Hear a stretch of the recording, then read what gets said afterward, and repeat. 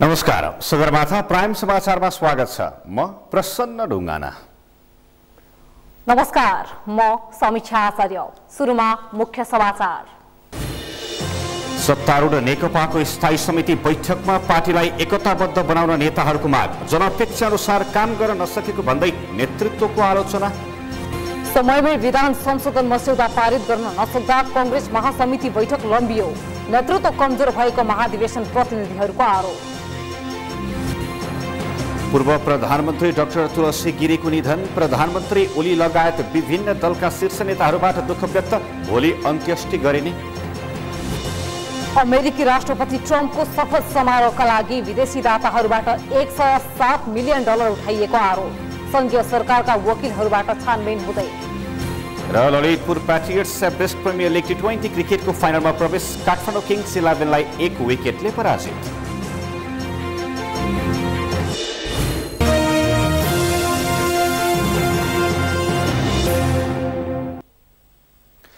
अब समाचार विस्तारमा। सत्तारूढ नेपाल कम्युनिस्ट पार्टी नेकपाका नेताहरूले पार्टीलाई राजनैतिक, वैचारिक र सांगठनिक रूपमा एकताबद्ध बनाउन पार्टी नेतृत्वसँग माग गरेका छन्।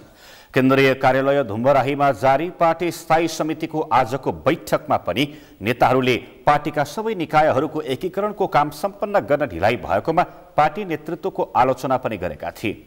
उनीहरूले सरकारले जनअपेक्षा अनुसार पनि काम गर्न नसकेको भन्दै गुनासो पनि गरे।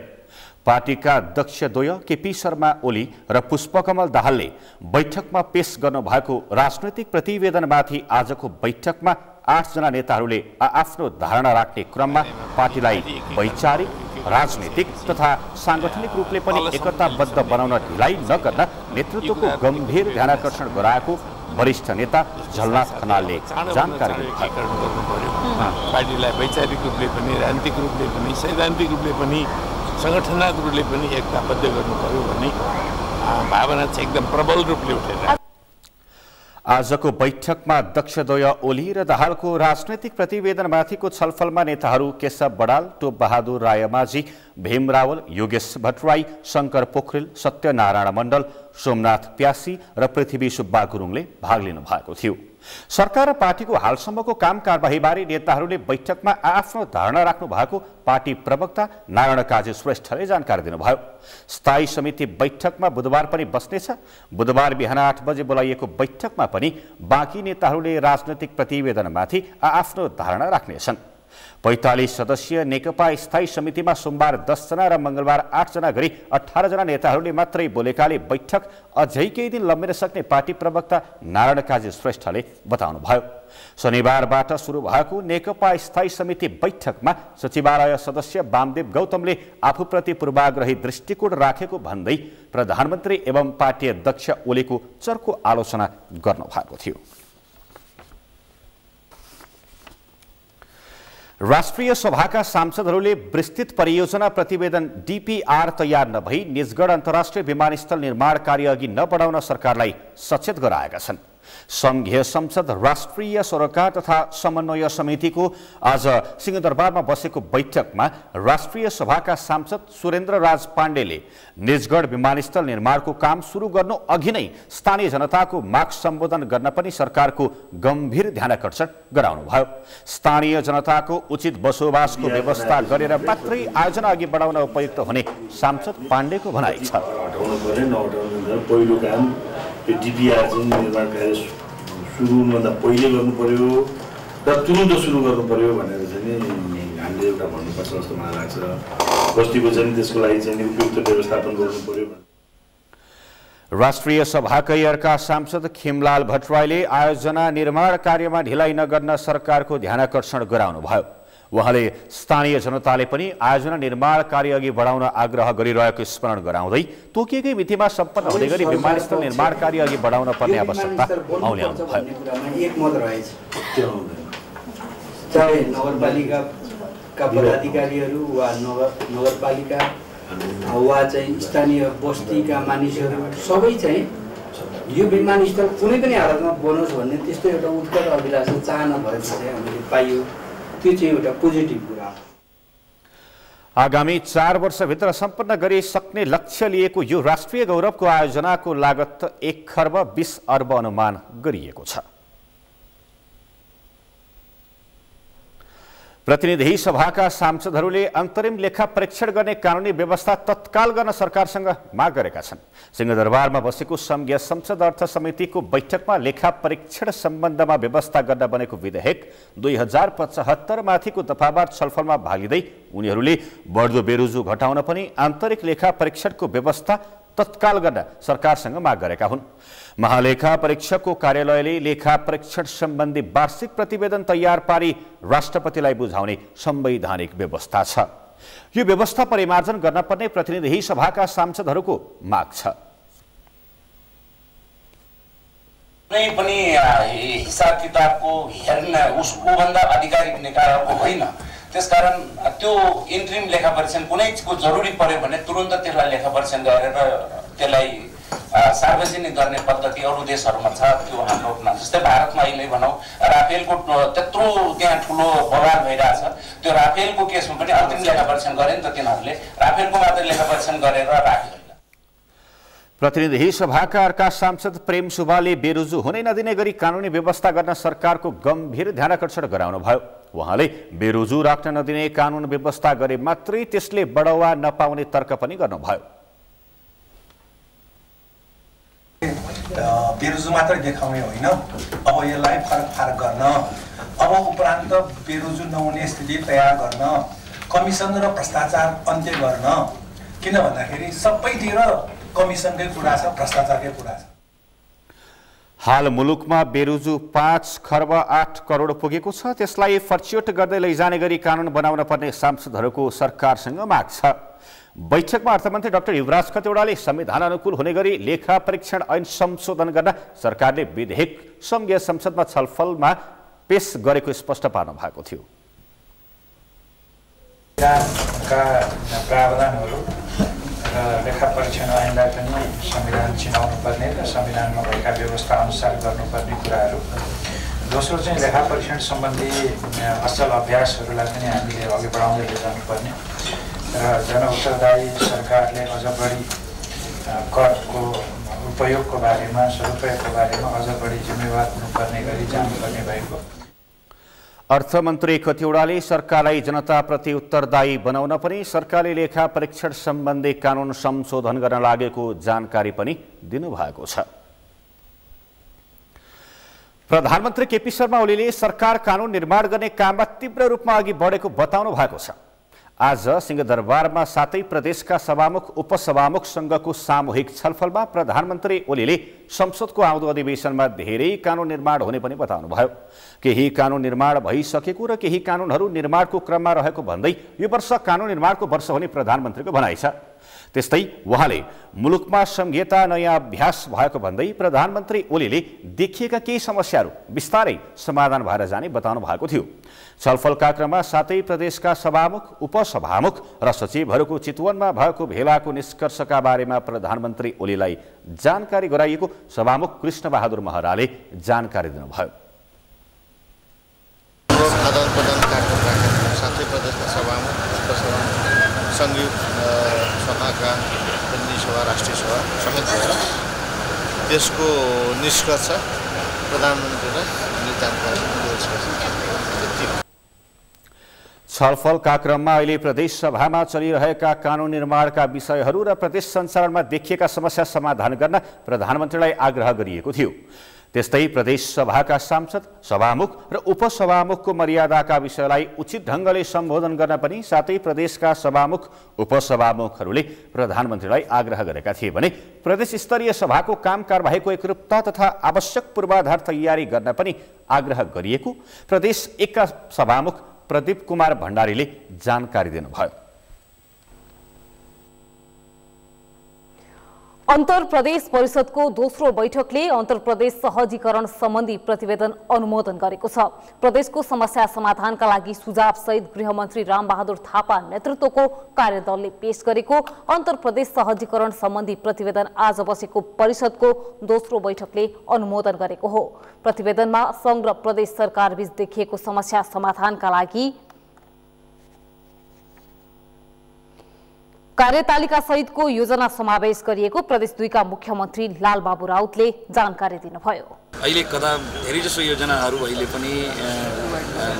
पनि सङ्घभित्र छ, जुन चाहिँ हामीले प्रदेशमा जानुपर्ने हो र त्यो योजना अहिले चाहिँ हामी कार्यान्वयन नगर्न सक्ने जस्तो कर्मचारी भर्नाका कुराहरू छन्।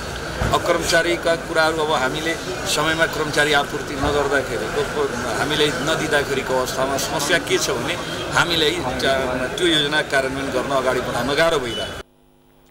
प्रतिवेदनमा पुस मसान्तभित्र राष्ट्रिय प्राकृतिक स्रोत तथा वित्त आयोग गठन गरी सक्नुपर्ने सीमा तोकिएको छ। त्यसैगरी संघीय सरकारले माघभित्र प्रदेशमा आवश्यक कर्मचारी व्यवस्थापन गर्नुपर्ने उल्लेख गरिएको छ। चैत्रभित्र प्रदेशका लागि आवश्यक सबै कानुन पनि संघीय सरकारले बनाइसक्नुपर्ने पनि प्रतिवेदनमा उल्लेख गरिएको मुख्यमन्त्री राउतले बताउनुभयो। त्यसमा खास गरेर अब सबै समस्याहरू त अब बिस्तारै समाधान हुँदै जाने कुरा हो, तर जे जति समस्याहरू उठेका थिए ती समस्याहरू आजको बैठकले पार्सियली भए पनि अब हामीलाई सहयोग नै गर्छ जस्तो लाग्छ। प्रधानमन्त्री केपी शर्मा ओली अध्यक्ष रहनुभएको परिषदको पहिलो बैठकले प्रदेशका समस्या समाधानका लागि आवश्यक सुझाव सहितको प्रतिवेदन तयार पार्न गृहमन्त्री थापा नेतृत्वको कार्यदल गठन गरेको थियो। कार्यदलले तयार पारेको सोही प्रतिवेदन आज परिषद बैठकले अनुमोदन गरेको हो। समयमै विधान संशोधन मस्यौदा पारित गरी महासमिति बैठकमा पेश गर्न नसक्दा नेपाली कांग्रेसको जारी महासमिति बैठक लम्बिएको छ। मस्यौदामा सहमति हुन नसक्दा महासमिति बैठक नै प्रभावित भएपछि जिल्लाबाट आएका प्रतिनिधिहरू आक्रोशित छन्। अमृतराज काफ्लेको रिपोर्ट। शनिबारदेखि काठमाडौँमा सुरु भएको नेपाली कांग्रेसको महासमिति बैठकमा सांगठनिक, राजनीतिक तथा आर्थिक प्रस्ताव पेश भए पनि कांग्रेसको विधान संशोधन मस्यौदा मंगलबारसम्म पनि पेश हुन सकेन। विधान संशोधन मस्यौदामा सहमति हुन नसक्दा बुधबार सकिने भनिएको महासमिति बैठक नै पर धकेलिएको छ। महासमिति बैठक कहिलेसम्म चल्छ अहिलेसम्म कुनै टुङ्गो लागेको छैन। महासमिति बैठक सुरु भएको 4 दिनसम्म पनि पार्टीको विधान संशोधन मस्यौदा नपाउँदा सदस्यहरू पनि निराश भएका छन्। यो विधानलाई वास्तवमा चाहिँ हामीले संशोधन मात्र नगरेर यसलाई चाहिँ परिमार्जन गर्ने, झन्डै पुनर्लेखनै गर्ने अपेक्षाका साथ हामी वास्तवमा जिल्लाबाट आएका हौं र आज चौथो दिनसम्म पनि यो विधान वास्तवमा चाहिँ सबै महासमितिका सदस्यका हातमा चाहिँ पर्नु पर्थ्यो। यो अपेक्षा वास्तवमा चाहिँ नाजायज छैन। यो वास्तवमा चाहिँ स्वाभाविक कुरा हो, किनभनेदेखि विधान संशोधनका लागि भनेर हामी चाहिँ केन्द्रमा आइसकेपछि यो विधान हाम्रो चाहिँ हातमा नआउँदाखेरि सामान्य असन्तुष्टि हुने कुरालाई चाहिँ मैले स्वाभाविक रूपमा चाहिँ लिएको छु। सरकारको जुन क्रियाकलापहरूबाट वाक्क डिक्क भइरहेको अवस्थामा अल्टरनेट शक्तिको रूपमा रहेको र नेपालको परिवर्तनको सधैँ नेतृत्व गरेको शक्ति नेपाली कांग्रेसले महासमितिबाट एउटा नयाँ ऊर्जा, नयाँ चाहिँ एउटा नवजीवन आम नेपाली जनतालाई प्रजातन्त्रवादीहरूलाई दिन्छ भन्ने किसिमको जुन सोच थियो, त्यसमा केही न केही हदसम्म यो किसिमको गतिविधिले यो व्यवस्थापकीय जुन चाहिँ क्रियाकलापहरू भइरहेको छ यसले चाहिँ अलिकति चाहिँ निराशा ल्याएकै छ। केही महाधिवेशन प्रतिनिधिहरूले कांग्रेसको नेतृत्व कमजोर भएका कारण विधान संशोधन मस्यौदा महासमितिमा आउन नसकेको भन्दै विकल्प खोज्ने बेला आएको समेत बताए। हामीले यो विधानबाट नेपाली कांग्रेसले दिन खोजेको र नेपाली कांग्रेसका कार्यकर्ता शुभचिन्तक समर्थकले चाहेको जस्तो विधान आउने कुरामा लाग्ने 2-4 दिनका दिन ती स्वाभाविक हुन्छन्। अहिलेसम्म नेपाली कांग्रेसको केन्द्र कार्य समितिमा आर्थिक र मुलुकको राजनीतिक विषयमा कहिले छलफल भएन, कुनै एजेन्डा भएन। तर विधानको सन्दर्भमा विधानमा पनि नेपाली कांग्रेसको केन्द्र नेतृत्वलाई कुन पद पाइन्छ, कुन भावना पाइन्छ हो, आफ्नो व्यक्तिगत भावनाका लागि अहिलेसम्म लड्नु भएको छ हो, तर अहिलेसम्म नेपाली कांग्रेसको राम्रो लागि उहाँसँग कुनै छलफल हुन सकेको छैन। अर्कोतर्फ गत चुनावमा कांग्रेससँग पार्टी एकीकरण गरेको तत्कालिक फोरम लोकतान्त्रिकका तर्फबाट महासमिति सदस्य मनोनित भएकाहरू भने आफ्नो कुनै भूमिका नदिएको भन्दै रुष्ट बनेका छन्। अहिलेसम्म खासै कुनै उपलब्धि भएको छैन। यो महासमिति बैठकमा खास विधान आउनु पर्थ्यो र विधानमा छलफल हुनु पर्थ्यो, त्यो केही पनि छलफल भएको छैन। सभापतिको अधिकार बढाउने वा नबढाउने, पदाधिकारी चयनको प्रक्रिया, केन्द्रीय सदस्यहरूको संख्या लगायतका विषयमा नेतै पछि फरक विचार भएका कारण विधान संशोधन मस्यौदामाथि अन्तिमसम्म सहमति कायम हुन नसकेको हो। मंगलबारको महासमिति बैठकमा केही सदस्यहरूले विधान दिन माग गर्दै नाराबाजी समेत गरेका थिए। सगरमाथा टेलिभिजनका लागि क्यामेरामा केशव तिमिल सेनाका साथमा अमृतराज काफ्ले, काठमाडौँ। पूर्व प्रधानमन्त्री डाक्टर तुलसी गिरीको आज निधन भएको छ। कलेजोको क्यान्सरबाट पीडित गिरीको 93 वर्षको उमेरमा आफ्नै निवास बुढा नीलकण्ठमा मृत्यु भएको हो। दिवंगत गिरीको भोलि पशुपति आर्यघाटमा अन्त्येष्टि गरिनेछ। मेनुका श्रेष्ठको रिपोर्ट। नेपाली राजनीतिमा सबैभन्दा कम उमेरमा प्रधानमन्त्री बनेका डाक्टर तुलसी गिरीको 93 वर्षको उमेरमा निधन भएको छ। कलेजोको क्यान्सरबाट पीडित गिरीको मंगलबार बुढा नीलकण्ठ स्थित आफ्नै निवासमा निधन भएको हो। 34 वर्षको उमेरमै नेपालको प्रधानमन्त्री बनेका गिरी नेपाली राजनैतिक इतिहासमा कान्छा प्रधानमन्त्रीका रूपमा चिनिन्छन्। जननायक बीपी कोइरालाका सारथी गिरी 2017 सालमा तत्कालीन राजा महेन्द्रले बीपी नेतृत्वको निर्वाचित सरकार अपदस्थ गरेपछि पहिलो पटक प्रधानमन्त्रीमा नियुक्त भएका थिए। पुनः 2021 सालमा गिरी दोस्रो पटक प्रधानमन्त्रीमा चुनिए। चिकित्सक भएर पनि राजनीति क्षेत्रमा क्रियाशील गिरी 2036 सालमा तत्कालीन राजा वीरेन्द्रले जनमत संग्रह घोषणा गरेपछि असहमति जनाउँदै श्रीलङ्का गएर बसेका थिए। 2061 सालमा तत्कालीन राजा ज्ञानेन्द्रले आफ्नै नेतृत्वमा मन्त्री परिषद गठन गरेपछि गिरी उपाध्यक्षमा चुनिएका थिए। गिरीप्रति अन्तिम श्रद्धाञ्जली दिन विभिन्न व्यक्तिहरू गिरी निवास पुगेका छन्। गिरीका तत्कालीन सारथी एवं पूर्व पञ्चहरूले गिरी एक असल राजनीतिज्ञ भएको जनाएका छन्। राष्ट्रवादी हो, प्रजातन्त्रको पनि चाहने मान्छे नै हो, तर चाहिँ अब उहाँ त फर्स्ट म्यान होइन नि।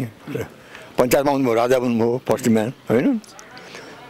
पार्टीमा बस्दा बिपी हुनुहुन्थ्यो, उहाँ दुवैसँग मलाई राम्रो काम गर्नुभयो।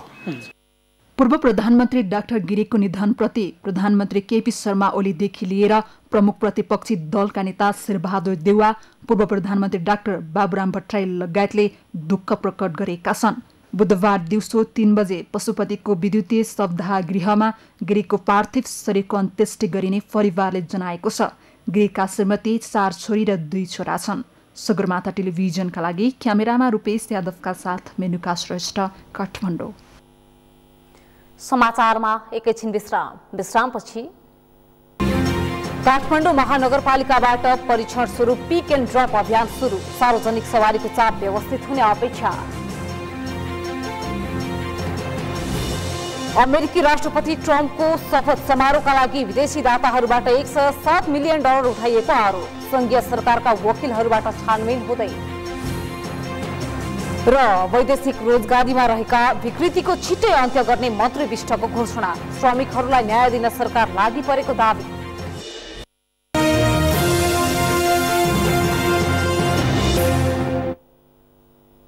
विश्रामपछि समाचारमा स्वागत छ। अब बाँकी समाचार। बढ्दो सवारी जाम नियन्त्रणका लागि काठमाडौँ महानगरपालिकाले यही पुस 1 गतेदेखि बढी यात्रुको चाप रहने स्थानमा पिक एन्ड ड्रप अभियान लागू गरेको छ। अभियान अनुसार सवारी साधनले जथाभावी यात्रु ओह्राल्न अथवा चढाउन पाउने छैनन्। विशेष गरी टुँडीखेल आसपासका क्षेत्रमा सार्वजनिक सवारी साधनले यात्रु पर्खेर बस्दा अत्याधिक सवारी जाम भएपछि ट्राफिक व्यवस्थापनका लागि यो अभियान सुरु गरिएको हो। पुष्पा कार्कीको रिपोर्ट। काठमाडौँ उपत्यकामा लगभग 10 लाखको हाराहारीमा दैनिक सवारी साधन चल्ने गरेका छन्, जसका कारण सवारी जाम हुने समस्या दिनदिनै बढिरहेको छ। सार्वजनिक सवारी साधनले जथाभावी यात्रु कुर्ने र ओह्राल्ने गर्दा सवारी लामो जाम हुने र सर्वसाधारणले घण्टौं सवारी जाममै समय बर्बाद पार्नुपर्ने बाध्यता नियन्त्रणका लागि अहिले परीक्षण स्वरूप महानगरपालिकाले पिक एन्ड ड्रप अभियान थालेको हो, जस अनुसार अब तोकिएको स्थान बाहेक अन्य स्थानमा यात्रु ओह्राल्ने अथवा चढाउने सवारी साधनमाथि कारबाही हुनेछ। तत्काल यात्रु झार्ने र यात्रु चढाएर तत्काल गन्तव्यमा जानुपर्ने यो नियम टुँडीखेल महानगरीय प्रहरी कार्यालय रानीपोखरी आसपासको क्षेत्रमा लागू गरिएको छ, जुन अभियान प्रभावकारी बनेमा यात्रुलाई सहज हुने र सवारी साधनको जाम कम हुने सर्वसाधारणको विश्वास छ। मान्छेहरू पनि जहाँ पाए त्यहीँ चढ्नु पाए खुसी हुने। यो पार्किङमा धेरै राम्रो छ नि, नरोक्दा राम्रो हुन्छ। अब जता पाए राख्दा जाम हुँदैन, हिँड्नेलाई नि कति सुविस्ता भयो। गाडी चाहिँ सीमित ठाउँ चाहिँ हुनु पर्यो। गाडी त्यसरी रोक्नु भएन, गाडी रोक्नु त पर्छ, गाडी नरोक्यो त भएन। गाडी चाहिँ जनता ओर्लिने त चाहियो नि। तर पनि यो अभियानको प्रभावकारी कार्यान्वयन चान्चुने चुनौती होइन। जथाभावी सवारी साधन कुरेर बस्ने, जथाभावी ओर्लन खोज्ने तथा गाडी चढ्दा र ओर्लदा ढिला सुस्ती गर्ने आम अभ्यासले स्वयं सवारी चालकलाई नै समस्या पारिरहेको छ। पहिलो चरणमा लागू गरिएको विभिन्न 11वटा रुटमा पिक एन्ड ड्रप कार्यक्रम प्रभावकारी बनेमा अन्यत्र लागू गर्ने ट्राफिक प्रहरीको तयारी छ। प्रहरीले तोकिएको स्थानमा बाहेक अन्य ठाउँबाट यात्रु चढाउने तथा ओह्राल्ने सवारी साधनमाथिको निगरानी र कारबाहीलाई पनि तीव्रता दिइरहेको छ। उपत्यकाको टोली खेल वरिपरिमा महानगरपालिका, सडक विभाग, ट्राफिक प्रहरी मिलेर खेलको वरिपरिको एरियालाई पहिलो फेजमा पब्लिक भेहिकलहरूको पिक एन्ड ड्रपहरू म्यानेज गर्ने एउटा निर्णय भएर लागू पनि एक कतिवटा भएको छ।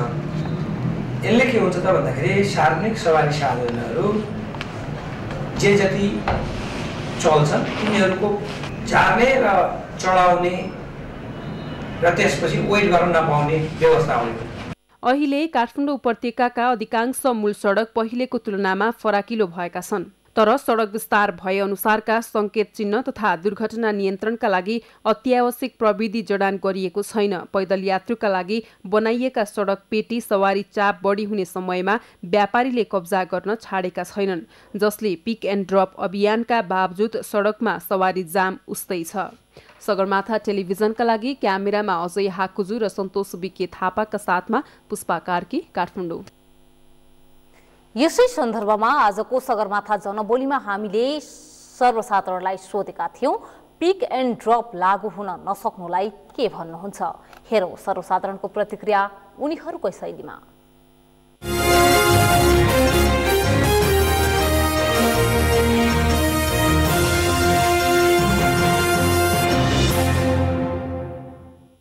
पिक एन्ड ड्रप चाहिँ यहाँ हुनुपर्छ। यदि त्यो सिस्टम चालु भयो भने जनताहरूलाई जान पनि सजिलो हुन्छ, जाम पनि हुँदैन, गाडी आउँछ जान्छ, जाम नहुँदा आरामले समयमा पुगिन्छ पनि।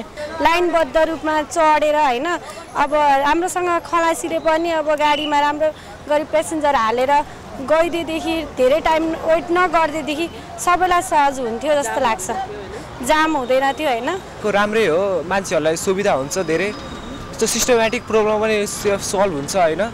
यस्तो गर्दाखेरि मान्छेहरूलाई अब जामहरू कम भइरहेको हुन्छ होइन। मान्छेहरूलाई अब टाइममा कहीँ अब लेट हुन्छ होइन, कहीँ जानको लागि होइन, टाइममा पनि पुगिन्छ होइन। त्यस्तो सुविधा गर्दाखेरि राम्रै हुन्छ जस्तो लाग्छ। गाडीहरू जुनसुकै ठाउँमा यसरी रोक्दाखेरि बढी जाम हुने अनि यात्रुहरूलाई नै अलि ढिलो हुने, असहज हुने गर्दाखेरि बरु छिटो छिटो लगेर यात्रुहरू अगाडि बढाएर नै यस्तो गर्दा राम्रो हुन्थ्यो होला। पिक एन्ड ड्रप ल्यायो भने गाडी जाम हुन कम हुन्छ, रोड खाली देखिन्छ। यो काम राम्रै हो, यसलाई लागू गर्नुपर्छ।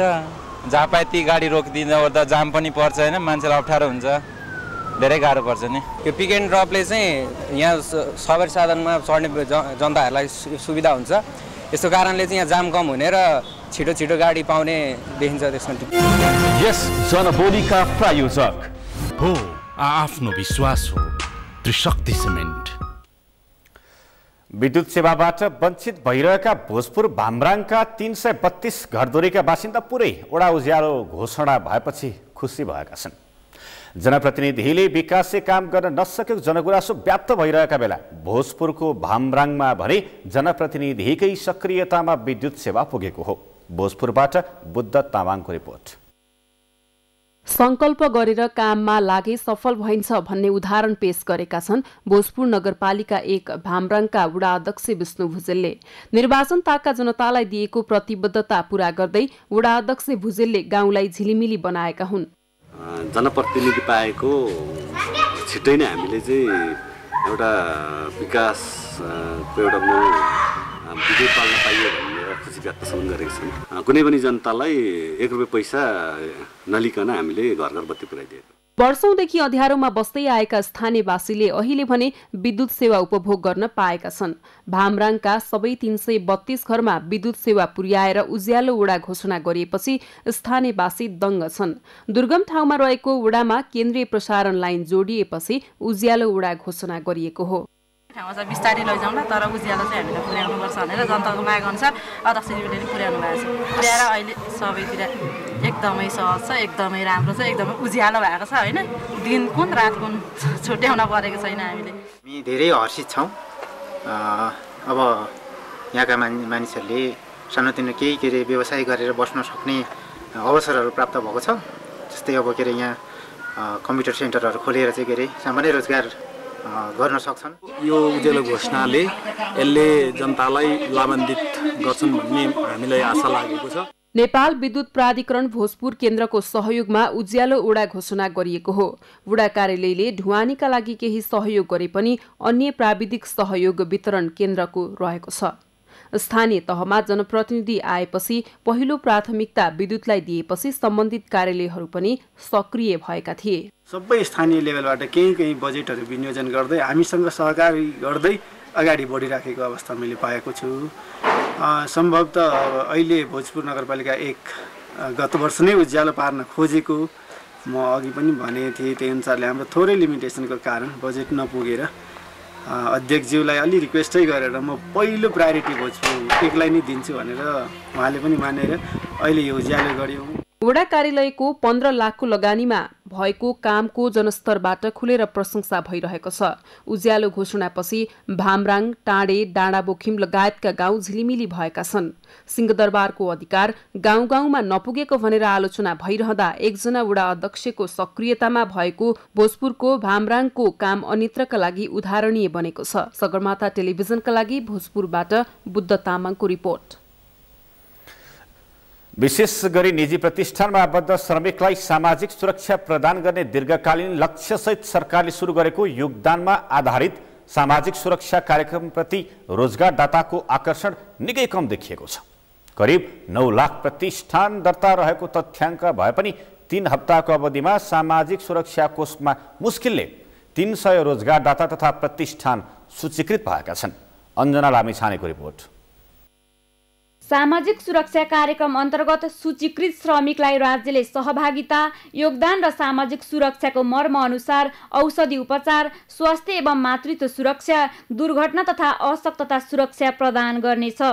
यस्तै आश्रित परिवारको सुरक्षा र वृद्धावस्थाको सुरक्षा जस्ता सुविधा पाउने कार्यक्रमलाई सरकारले श्रमिकको सुरक्षित भविष्य सुनिश्चित गरी सबै श्रमिकलाई लाभ पुग्ने दूरगामी महत्त्वको कार्यक्रम भनेको छ। जस अन्तर्गत कोषले उपत्यकाका रोजगारदाता तथा श्रमिकलाई मङ्सिर 6 गतेबाटै सूचीकरणमा सामेल गराइरहेको छ भने उपत्यका बाहेक प्रदेश नम्बर 3 का रोजगारदाता मङ्सिर 15 पछि सूचीकृत अभियानमा जोडिएका छन्।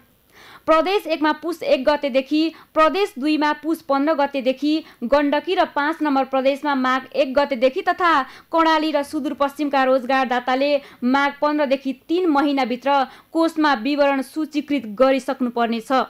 कोषमा दर्ता हुने श्रमिक तथा कर्मचारीले पाउने सामाजिक सुरक्षा नम्बरमा श्रमिकको 11% तथा प्रतिष्ठानको 20 सहित 31% योगदान रकम जम्मा हुनेछ। कोषले सोही रकमबाट सूचीकृत श्रमिकलाई तोकिएका सुरक्षा प्रदान गर्नेछ। यसका लागि अहिले कोषमा जम्मा 300 प्रतिष्ठान आबद्ध भएका छन्। यो कार्यक्रममा श्रमिकहरूले आफ्नो तर्फबाट पारिश्रमिकको 31%, 20% रोजगारदाताले र 11% श्रमिकहरूले आधारभूत पारिश्रमिकको रकम सामाजिक सुरक्षा कोषमा जम्मा गर्नुपर्छ। यो रकम जम्मा गरिसकेपछि यो सामाजिक सुरक्षा योजना सञ्चालन कार्यविधि अनुसारको विभिन्न कार्य योजनाहरूमा श्रमिकहरू समावेश भएर आफूले सामाजिक सुरक्षाको अधिकार प्राप्त गर्दछ। केन्द्रीय तथ्याङ्क विभागका अनुसार मुलुकभर 9 लाख भन्दा बढी प्रतिष्ठान दर्ता छन्। तर सरकारले ल्याएको श्रमिक लक्षित यो कार्यक्रमप्रति श्रमिक तथा प्रतिष्ठानकै विश्वास जुट्न सकेको छैन, जुन सुस्तता सरकारी अभियानप्रतिको अविश्वास हुन सक्छ। योजनाहरू नेपालमा धेरै घोषणा हुन्छन्, तर त्यसलाई कार्यान्वयनमा सक्सेस गर्नका लागि जनताले अथवा जसका लागि घोषणा गरिएको हो तिनीहरूले अनुभूति गर्न पाउने गरी काम हुन सकेको छैन। यो नेपालको विडम्बना हो। यसलाई व्यवस्थित गर्नका लागि सरकारले साधन स्रोत सम्पन्न ढङ्गले जनशक्तिको व्यवस्थापन गर्यो भने यो सम्भव छ। नेपालको संविधानको धारा 34 को उपधारा 2 मा उचित पारिश्रमिक सुविधा तथा योगदानमा आधारित सामाजिक सुरक्षाको हक हुने व्यवस्था छ, जुन भावना अनुसार गठित सामाजिक सुरक्षा कोषमा बोनस ऐन अन्तर्गत बनेको राष्ट्रिय स्तरको कल्याणकारी कोष तथा सार्वजनिक सुरक्षा कर बापत श्रमिक र सम्पूर्ण राष्ट्र सेवाबाट 2067 सालदेखि उठाउँदै आएको 1% रकम समेत झण्डै गरी 50 अर्ब जम्मा भइसकेको छ। राष्ट्रिय स्तरको कल्याणकारी कोषमा मात्रै 19 अर्ब 33 करोड रुपैयाँ सङ्कलन छ। कोषले यही रकम खर्चेर सूचीकृत श्रमिक तथा तिनका परिवारलाई सामाजिक सुरक्षा प्रदान गर्नेछ। सगरमाथा टेलिभिजनका लागि क्यामेरामा अमित मचामसीका साथ अञ्जना लामिछाने, काठमाडौँ। ताप्लेजुङमा रहेको प्रसिद्ध तीर्थस्थल पाथिभरा देवीको दर्शन गर्ने भक्तजनहरू बढेका छन्। मन्दिरको तीव्र प्रचार प्रसार, धार्मिक आस्था र पछिल्लो समय विस्तार भएको सडक सञ्जालका कारण दिन प्रतिदिन दर्शनार्थीको संख्या उल्लेख्य रूपमा बढेको हो। शिशिर चम्लागाईको रिपोर्ट। असोजदेखि नै मौसम सफा भएपछि पाथिभरा दर्शन गर्न पुग्ने दर्शनार्थीहरू बढेका छन्। यसअघि सातामा 2000 जति भक्तजनहरू पुग्ने गरेकोमा अहिले भने सातामै 4000 भन्दा बढी दर्शनार्थीहरू पाथिभरा पुग्न थालेका छन्। खास गरी शनिबार र मंगलबार मात्रै देवीको दर्शन गर्ने चलन रहे पनि अहिले भने हप्तैभरि दर्शनार्थीहरू आउन थालेका छन्। राजधानी काठमाडौँ सहित देशका विभिन्न जिल्ला तथा पूर्वोत्तर भारतका अधिकांश क्षेत्रबाट समेत पाथिभरा दर्शनका लागि भक्तजनहरू आउने गरेका छन्। समुद्र सतहबाट 3794 मिटरको उचाइमा रहेको पाथिभराबाट विश्वकै तेस्रो अग्लो हिमाल कञ्चनजङ्घा तथा अन्य हिम श्रृङ्खलाको अवलोकन समेत गर्न सकिन्छ। तराई बेल्ट भएर जानेहरूले मेची राजमार्गको झापा स्थित 4 आले, इलाम, 5 थर र ताप्लेजुङको सुकेटार विमानस्थलसम्मको 237 किलोमिटर कालोपत्रे सडक छिचोल्नु पर्दछ। यस अलावा सुकेटारबाट तल्लो फेदीसम्मको 14 किलोमिटर कच्ची सडक पार गरेपछि पाथिभरा पुग्न सकिन्छ। तर तल्लो फेदीबाट मन्दिरसम्मको करिब 5 किलोमिटर उकालो बाटो भने पैदलै पार गर्नुपर्ने बाध्यता छ। यहाँको अनुपम प्राकृतिक सौन्दर्यता र पाथिभरा देवी प्रतिको अगाध आस्थाका कारण पैदल हिँड्न कठिन नभएको आगन्तुकहरू बताउँछन्। मेरो चाहिँ एउटा भाकल थियो, त्यो भाकल पूर्ण भयो अनि त्यसपछि चाहिँ आएर मेरो चाहिँ यहाँ आएर त्यो भाकललाई पूर्ण भयो ल भगवान भनेर दर्शन गर्न ढोग्न आइपुगेको। यहाँको विशेष मुख्य कारण चाहिँ पाथिभरा छ्याच्चाते हुन्। उहाँलाई कुनै कुरा पनि भाकेको कुराहरू हाम्रो मनोचिन्ते पूर्ण भएको छ र त्यस कारणले हामीले पाथिभरामा विश्वास राख्छौँ। विश्वास लागेर त यहाँसम्म हामी त दुःख कष्ट गरेर मात्र हुन्छ। विश्वास लागेर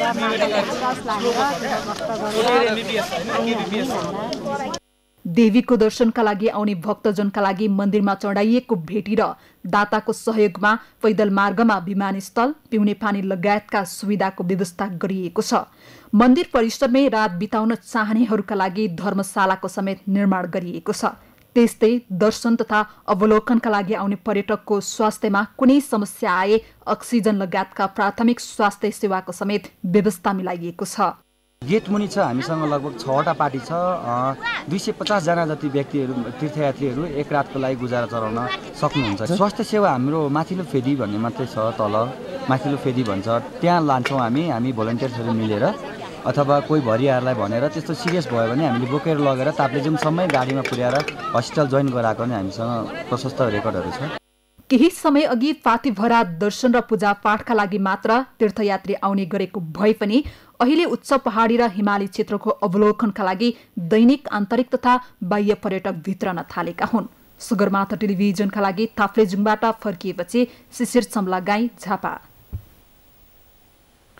समाचारमा पुनः एकैछिन विश्रामपछि वैदेशिक रोजगारीमा रहेका विकृतिको छिटै अन्त्य गर्ने मन्त्री विष्टको घोषणा, श्रमिकहरूलाई न्याय दिन सरकार लागि परेको दावी र ललितपुर पैट्रियट्स से ब्रिस्ट प्रिमियर लीग T20 क्रिकेट को फाइनल में प्रवेश, काठमाडौँ किंग्स 11लाई 1 विकेटले पराजित।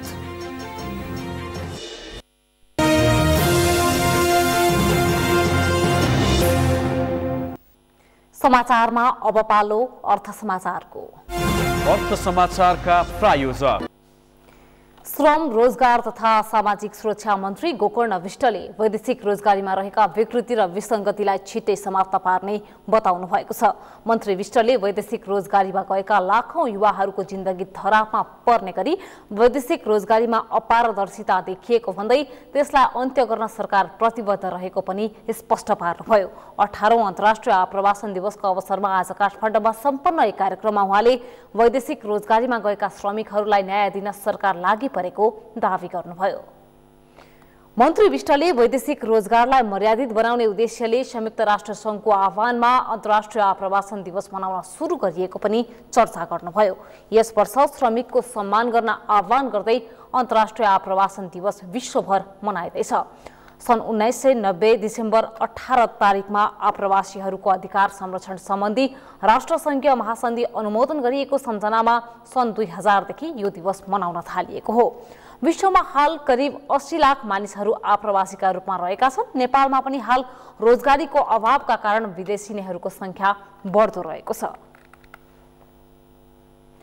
महोत्सव लेखनाथको संस्कृति, स्थानीय उत्पादन, विकास र समृद्धि भन्ने मूल नाराका साथ सुरु हुने लेखनाथ महोत्सवले राष्ट्रिय अर्थतन्त्रमा सहयोग पुर्याउने विश्वासका साथ लेखनाथ उद्योग वाणिज्य संघले 15औं संस्करण लेखनाथ महोत्सव गर्दैछ, जसको सबै तयारी पूरा भएको छ। कविराज खनालको रिपोर्ट। पुष 5 देखि 16 गतेसम्म हुन लागेको लेखनाथ महोत्सवबाट समग्र गण्डकी प्रदेशको आर्थिक, सामाजिक, कृषि र पर्यटन क्षेत्रको विकासमा टेवा पुग्ने विश्वास गरिएको छ, जुन विगतका महोत्सव भन्दा फरक तथा थप आकर्षक हुने दावी आयोजकको छ। सुन्तला महोत्सवबाट सुरु भएको लेखनाथ महोत्सवलाई महोत्सवको पनि महोत्सवका रूपमा चिनाउँदै एउटा थलोमा उत्पादकदेखि उपभोक्तासम्मको जमघट गराउने र उत्पादकत्व वृद्धि गर्दै उत्पादित वस्तुको बजारीकरणमा सहयोग पुग्ने लेखनाथ उद्योग वाणिज्य संघले अपेक्षा गरेको छ। गर्नुपर्ने कार्यहरू पुरा गरिसकेका छौँ। अझ यहाँलाई जानकारी गराउन लागि हामी यहाँ बोलाइएको थियो र यसको लागि अब म धेरै कुरा नभनिकन किन भन्दा म यसको बारेमा विस्तृत जानकारीको लागि लेखनाथ महोत्सव 2077 का पता समितिका संयोजकज्यूले विस्तृत यहाँ जानकारी गराउनुहुन्छ। महोत्सव लेखनाथको संस्कृति, स्थानीय उत्पादन, विकास र समृद्धि भन्ने मूल नाराका साथ गर्न लागिएको महोत्सव अवधिभर 3 लाख दर्शकले मेला अवलोकन गर्ने र करिब 15 करोड रुपैयाँ बराबरको आर्थिक कारोबार हुने अपेक्षा गरिएको छ।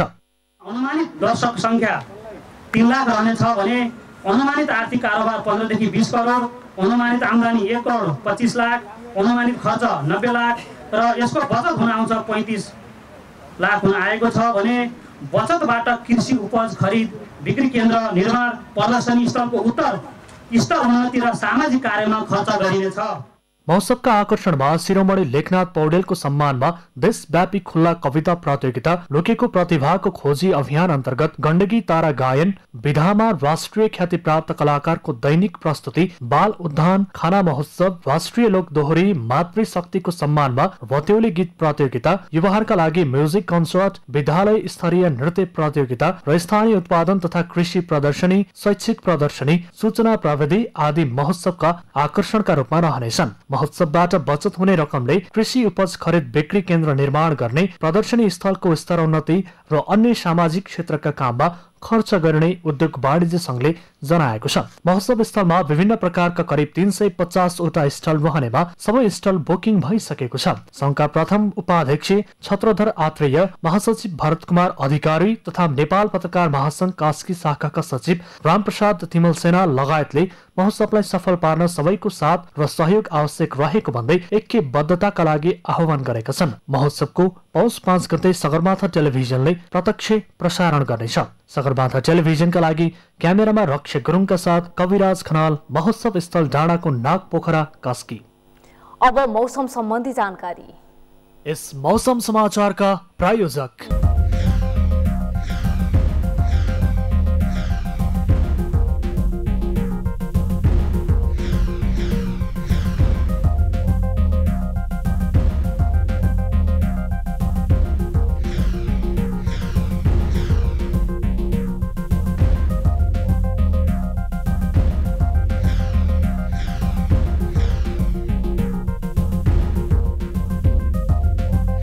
मौसम समाचारका प्रायोजक यो सँगै हामी प्राइम समाचारको अन्त्यमा छौं। अन्त्यमा मुख्य समाचार फेरि एकपटक।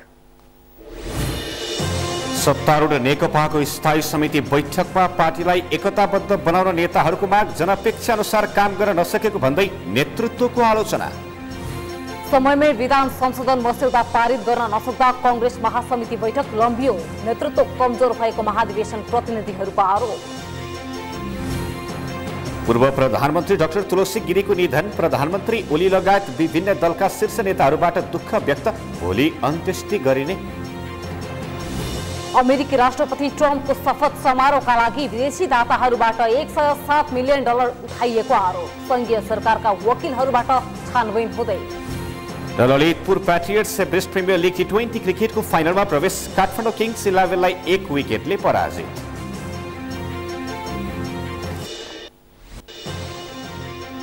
हवस् त सगरमाथा प्राइम समाचार अहिलेलाई सकियो। तपाईँ समाचार बुलेटिनका साथै सगरमाथा टेलिभिजनका सम्पूर्ण कार्यक्रम www.sagarmatha.tv मा पनि पढ्न र हेर्न सक्नुहुनेछ। साथै युट्युबमा youtube.com/सगरमाथा टिभी नेपालमा हेर्न सक्नुहुनेछ। मोबाइलमा प्ले स्टोर तथा एप स्टोरमा गई सगरमाथा टिभी एप डाउनलोड गरी हामीलाई प्रत्यक्ष हेर्न सक्नुहुनेछ।